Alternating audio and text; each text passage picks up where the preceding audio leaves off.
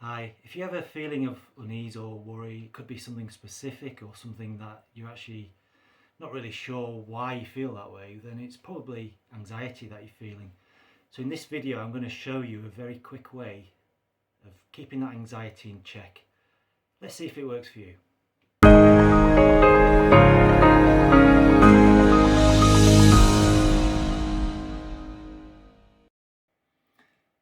Hi, this is a method of reducing anxiety. It's called the bilateral stimulation exercise.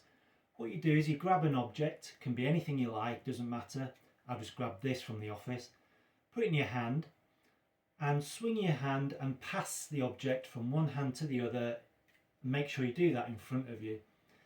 What this does, it stimulates both hemispheres of the brain, and it allows you to change state. So whatever state the brain is in, like anxiety or stress, it facilitates the change of that state. So perfect for reducing anxiety or stress.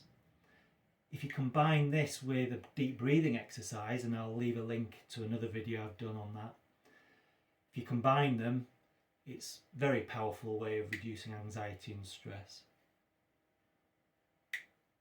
I hope you found that method useful, but be sure to check out the other videos I've got which will teach you some other techniques as well.